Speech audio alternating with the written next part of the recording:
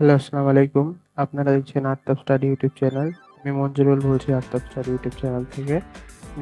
আপনারা অনেকেই আছেন যারা আমার পূর্ববর্তী কিছু ভিডিওতে দেখছেন যে ৬ই মে আমাদের শুরু হবে এসএসসি ২০২৪ এর এইচএসসি ২০২৬ এ ভর্তি।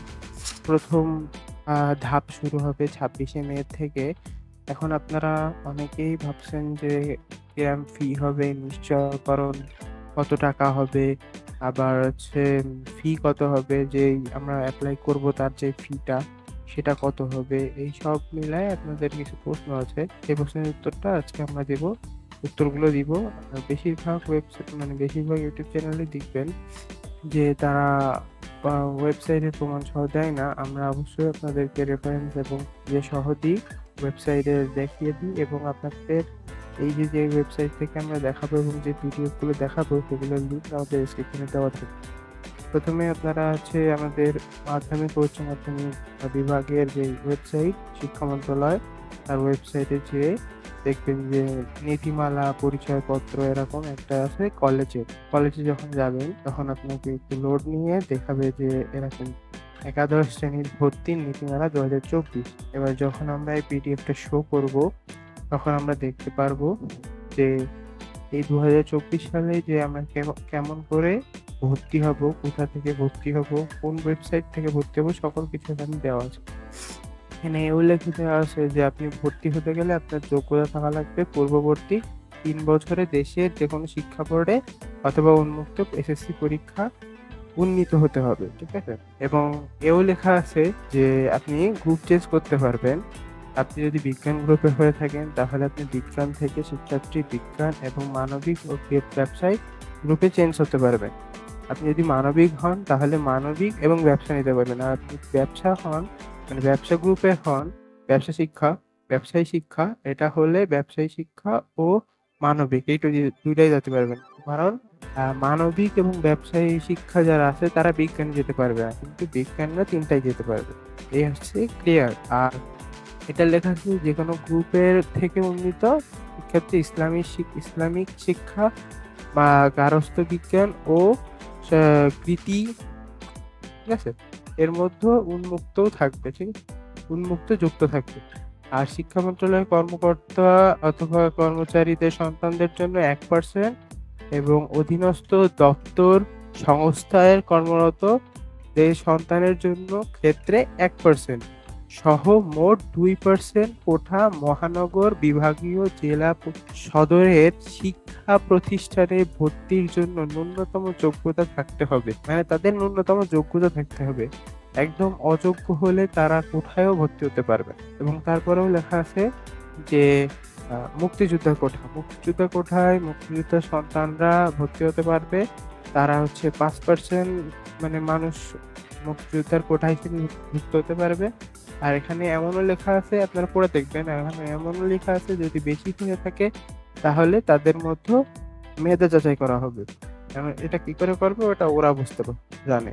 আর এই জায়গায় লেখা আছে যে বিজ্ঞান গ্রুপে ভর্তির ক্ষেত্রে সমান মোট নম্বরে প্রাপ্ত মেধাক্রমে তাদের ভর্তি নেওয়া এবং সাধারণ গণিত ও উচ্চতর গণিত প্রাপ্ত নম্বর বিবেচনা আনতে হবে। যদি আপনি বেশি হয়ে যায় মেধা তালিকা, সেই ক্ষেত্রে এইগুলা দিয়ে আপনাকে যাচাই করা হবে। পরবর্তীতে আমরা অনলাইনে ভর্তি হবে কি করে তা সম্পর্কে লেখা আছে। শিক্ষা বোর্ড কৃত অনুমোদিত সকল শিক্ষা বোর্ডের একাদশ শ্রেণীর ভর্তির জন্য অনলাইন মাধ্যমে আবেদন করতে হবে এবং অনলাইন মাধ্যমের ওয়েবসাইটটা হচ্ছে www.exciclassadmission.gov.pd। আমি আগের ভিডিওতে আপনাদের দেখিয়ে দিয়েছি যে ওই ওয়েবসাইটে ইতিমধ্যে দিয়ে দিছে যে 26 তারিখ থেকে আমাদের শুরু হবে আর 11ই জুন শেষ হবে। এবং ওই ভর্তির যে ফিটা সেটা এখানে লেখা আছে যে শিক্ষার্থীরা শুধুমাত্র অনলাইনে আবেদন করতে পারবে। অনলাইন আবেদনের ক্ষেত্রে 150 টাকা আবেদনের ফি জমা দিতে হবে। সর্বনিম্ন 5টি এবং সর্বোচ্চ 10টি কলেজ নির্বাচন করতে পারবে এবং সেটা হচ্ছে পছন্দক্রমে। অর্থাৎ আপনি যেটা 1 নম্বরে দিবেন আপনার সেই কলেজটায় আপনার যেই আবেদনটা সেটা প্রথমে যাবে, তারপরে দ্বিতীয় যেটা দিবেন তাতে দ্বিতীয় যাবে। এরম করে হবে।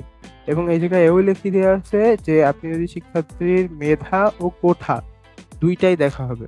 মানে হয় শুধু মেধা থাকলে যেমন হয়ে যায়, মেধায় আসা ১ম, তারপরেও কোঠা যাদের থাকে তাদের কোঠা ১ম এ দেখা হবে। এই ২ টা সহ তাকে ভর্তি নেওয়া হবে। আর পছন্দক্রমের ভিত্তিতে একটি মাত্র কলেজেই তার অবস্থান নির্ধারণ করা হবে। মানে আপনি যদি ৩-৪ টা বা যে কটাই দিলেন সব কটাই যদি পেয়ে যান, তাও আপনি যেকোনো একটাই অবস্থান করতে পারবেন এবং তাই নিশ্চিত করতে পারবেন।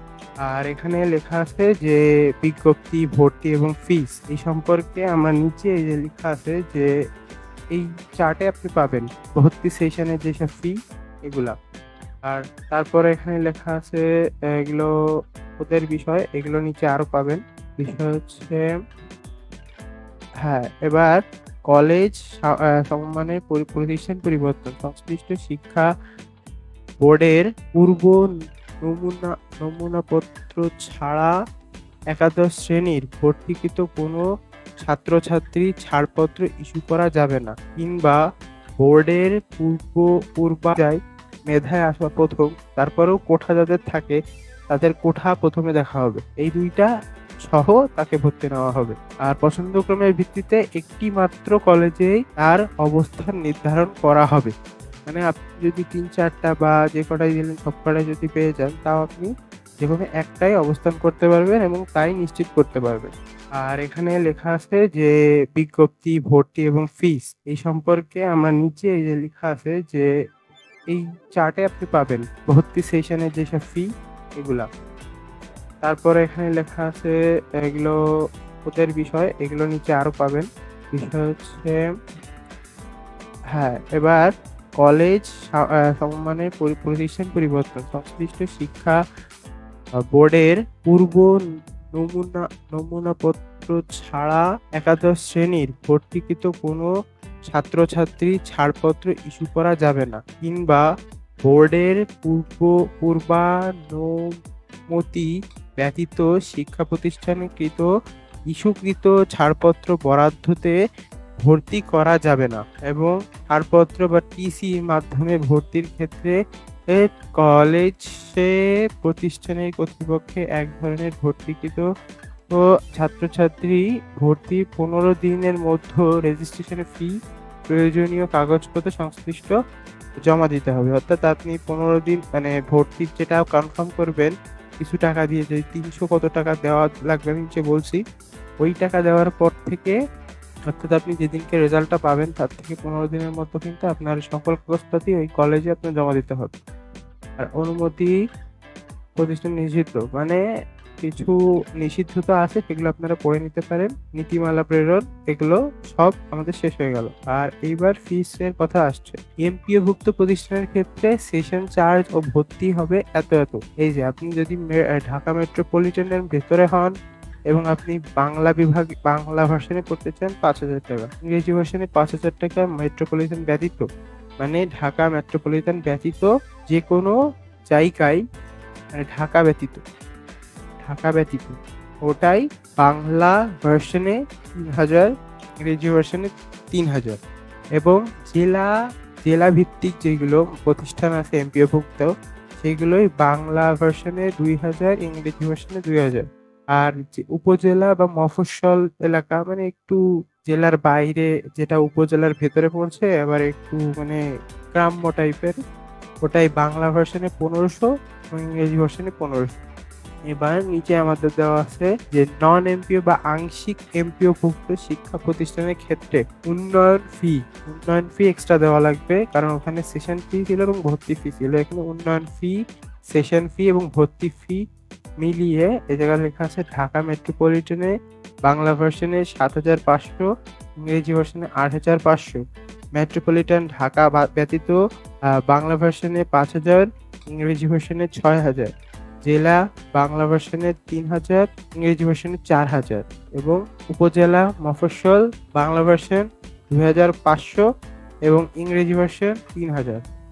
এইবার আপনার যেটা বলছিলাম যে কনফার্মেশনের জন্য আপনার কিছু টাকা দেওয়া লাগবে, এটা হচ্ছে সেইটার লিস্ট। শিক্ষা বোর্ড শিক্ষার্থীদের নিকট হইতে ভর্তির প্রাথমিক নিশ্চয়ন করার সময় শিক্ষার্থীর প্রতি নিম্নোক্ত ফি গ্রহণ করবে। রেজিস্ট্রেশন ফি নেবে ১৪২ টাকা, ক্রিয়া ফি নেবে ৫০ টাকা, রোভার ফি এটা আমিও জানি না কি ফি, কিন্তু এইটা ১৫ টাকা নিবে এবং এইটা ৪০ টাকা ৪০%, ৪০ টাকা ৪০% ১৬ টাকা নিবে এবং বিজ্ঞান ও প্রযুক্তি ফি ৭ টাকা, বিএনসিসি ৫ টাকা। শিক্ষকদের কল্যাণ তহবিল আছে, ওখানকার ভাতা হিসেবে আপনাকে ১০০ টাকা দেওয়া লাগবে, অর্থাৎ ৩৩৫ টাকা দিয়ে আপনার কলেজ কনফার্মেশন করা লাগবে যে আপনি ওই কলেজে ভর্তি হচ্ছেন। এইবার এখানে দপ্তর অথবা সংস্থা বলতে বোঝানো হয়েছে এই নিম্নোক্ত যেই প্রতিষ্ঠানগুলো লেখা রয়েছে। আমাদের যে ১১টা বোর্ড আছে এবং কিছু কিছু প্রতিষ্ঠানের নাম উল্লেখ করা আছে, এইগুলো হচ্ছে আমাদের শিক্ষা মন্ত্রণালয়ের অধীনস্থ দপ্তর এবং সংস্থা। এই ছিল সকল ২০২৪ সালের ভর্তির নীতিমালা এবং এই নীতিমালা অনুযায়ী সব ভর্তি হবে। আর যেই কোঠা আছে ওই কোঠা অনুযায়ী হবে এবং যেই ডেট বলা হয়েছে আগের ভিডিওতে আপনাদের দেখিয়েছি যে যেই ওয়েবসাইটের কথা বলা হয়েছে ওই ওয়েবসাইটে আমরা ঢুকে দেখছি যে আবেদন শুরু হওয়ার ডেট লেখা আছে ২৬শে মে এবং ২৬শে মে লেখা আছে আর শেষ হবে ১১ই জুন। এই সম্পর্কে যদি আরো বিস্তারিত জানতে চান ভর্তি সম্পর্কে আপনারা আমাদের ইউটিউব চ্যানেলে যাবেন। ইউটিউব চ্যানেলে গেলেই দেখবেন যে কিছু ভিডিও আছে, ভর্তি সম্পর্কিত কিছু ভিডিও আছে, তারপরে আপনি পাবেন বোর্ড চ্যালেঞ্জ সম্পর্কে